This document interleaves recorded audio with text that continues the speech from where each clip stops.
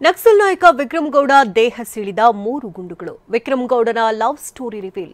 ಗ್ರಾಮಕ್ಕೆ ಸರಿಯಾದ ರಸ್ತೆಯಿಲ್ಲ, ಕನ್ಯೆ ಕೊಡ್ತಾ ಇಲ್ಲ ಅಂತ ಯುವಕರ ಕಣ್ಣೀರು. ಈ ಸುದ್ದಿಯನ್ನು ನೋಡೋಣ ಸಮಗ್ರ ನ್ಯೂಸ್ ಟಾಪ್ನಲ್ಲಿ. ವಿಕ್ರಮ್ ಗೌಡ ಎನ್ಕೌಂಟರ್ ಪ್ರಕರಣದ ಎಫ್ಐಆರ್ ಪ್ರತಿ ಟಿವಿ9ಗೆ ಲಭ್ಯವಾಗಿದೆ. ANF DYSP Raghavendra R Nayak ನೀಡಿದ ದೂರಿನಲ್ಲಿ ಉಲ್ಲೇಖಿಸಲಾಗಿದೆ. ಬಿಎನ್ಎಸ್ ಆಕ್ಟ್ನ ಸೆಕ್ಷನ್ ಅಡಿಯಲ್ಲಿ ಕೇಸ್ ದಾಖಲಿಸಲಾಗಿದೆ. 3 ರಿಂದ 4 ಜನರು ಬಂದೂಕುದಾರಿಗಳಾಗಿ ಬರ್ತಾ ಇದ್ರು. ಅವರನ್ನ ಶರಣಾಗುವಂತೆ ಕೂಗಿ ಹೇಳಿದ್ವು. ಆದ್ರೆ ಅವರು ಶರಣಾಗದೆ ನಮ್ಮನ್ನ ಕೊಲ್ಲುವ ಉದ್ದೇಶದಿಂದ ಫೈರಿಂಗ್ ಮಾಡಿದ್ದಾಗಿ ಉಲ್ಲೇಖಿಸಲಾಗಿದೆ. ಬಳಿಕ ಆತ್ಮರಕ್ಷಣೆಗೆ ಗುಂಡು ಹಾರಿಸಿದಾಗ ವಿಕ್ರಮ್ ಗೌಡ ಸ್ಥಳದಲ್ಲೇ ಮೃತಪಟ್ಟಿದ್ದಾನೆ. ಉಳಿದವರು ಗುಂಡು ಹಾರಿಸುತ್ತಾ ಎಸ್ಕೇಪ್ ಆದ್ರು ಅಂತ ನಮೂದಿಸಲಾಗಿದೆ. ನಕ್ಸಲ್ ನಾಯಕ ವಿಕ್ರಮ್ ಗೌಡನ ಲವ್ ಸ್ಟೋರಿ ರಿವೀಲ್ ಆಗಿದೆ. ವಿಕ್ರಮ್ ಗೌಡನ ಗೆಳತಿ ನಕ್ಸಲೈಟ್ ಸುಂದರಿಯ ಮೊದಲ ಗಂಡ ದಿನಕರ್. ಆತ ಎನ್ಕೌಂಟರ್ಗೆ ಬಲಿಯಾಗಿದ್ದ. ನಂತರ ನಕ್ಸಲ್ ಪಡೆಗೆ ಸೇರಿದ್ದ ದಿನಕರ್ ಪತ್ನಿ ಸುಂದರಿಯನ್ನ ವಿಕ್ರಮ್ ಗೌಡ ಮದುವೆಯಾಗಿದ್ದ ಅನ್ನೋ ಮಾಹಿತಿ ಲಭ್ಯವಾಗಿದೆ.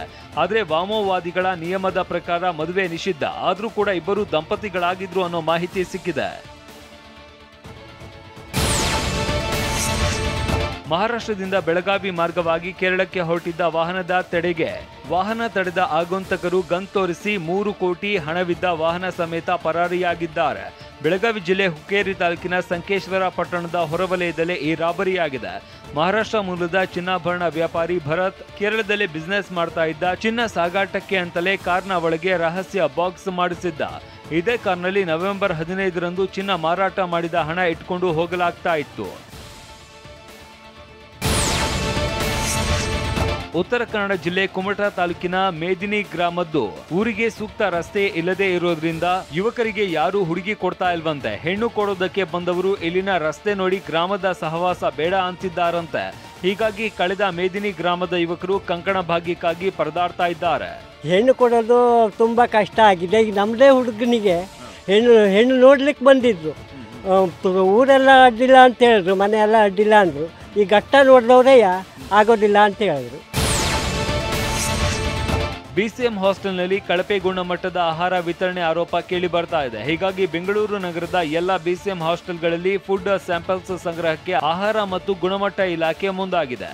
ಜೊತೆಗೆ ಅಡುಗೆ ಮನೆಯ ಸ್ವಚ್ಛತೆ, ದಿನಸಿ ಹಾಗೂ ತರಕಾರಿಗಳ ಗುಣಮಟ್ಟ ಪರಿಶೀಲನೆ ಮಾಡ್ತಾ ಇದೆ. ನೆಲಮಂಗಲ ತಾಲೂಕಿನ ಕಂಬಾಳು ಗೊಲ್ಲರಹಟ್ಟಿಯಲ್ಲಿ ಚಿರತೆ ಸೆರೆಗೆ ಅರಣ್ಯ ಇಲಾಖೆ ಸಕ್ಸಸ್ ಮಾಡಿದೆ. ಚಿರತೆ ಮಹಿಳೆಯನ್ನ ಕೊಂದು ತಿಂದ ಸ್ಥಳದಲ್ಲಿ ಅರಣ್ಯ ಇಲಾಖೆ 6 ಬೋನ್ಗಳನ್ನ ಏರಿಸಿದೆ. ಬೋನ್ನಲ್ಲಿ ನಾಯಿಗಳನ್ನ ಏರಿಸಿ 2 ದಿನದಿಂದ ಕಾದು ಕುಳಿತಿದೆ. 40 ಸಿಬ್ಬಂದಿ ಸ್ಥಳದಲ್ಲೇ ಬಿಡು ಬಿಟ್ಟಿದ್ದಾರೆ. ಜನ ಆತಂಕದಲ್ಲೇ ಇದ್ದಾರೆ. ಬೆಂಗಳೂರಿನ ಐಟಿಪಿಎಲ್ ರಸ್ತೆಯಲ್ಲಿ ಇರುವ ಸಿಎಂಆರ್ ತಾಂತ್ರಿಕ ಮಹಾವಿದ್ಯಾಲಯದಲ್ಲಿ 33ನೇ ಸಂಸ್ಥಾಪನಾ ದಿನ ಕಾರ್ಯಕ್ರಮ ಆಚರಿಸಲಾಯಿತು. ಕಾರ್ಯಕ್ರಮಕ್ಕೆ ಮುಖ್ಯ ಅತಿಥಿಯಾಗಿ ಸಚಿವ ಎಚ್.ಕೆ. ಪಾಟೀಲ್ ಪಾಲ್ಗೊಂಡಿದ್ದರು. ಈ ವೇಳೆ ಮಾತನಾಡಿದ ಅವರು, ಗುಣಾತ್ಮಕ ಶಿಕ್ಷಣ ನೀಡುವ ಮೂಲಕ ರಾಷ್ಟ್ರ ಹಾಗೂ ಅಂತಾರಾಷ್ಟ್ರೀಯ ಮಟ್ಟದಲ್ಲಿ ಸಿಎಂಆರ್ ಸಮೂಹ ಶಿಕ್ಷಣ ಸಂಸ್ಥೆ ಸಾಧನೆ ಮಾಡಿದೆ.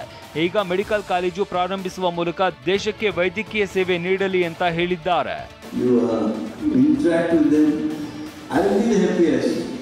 If CMR starts medical college at the earliest.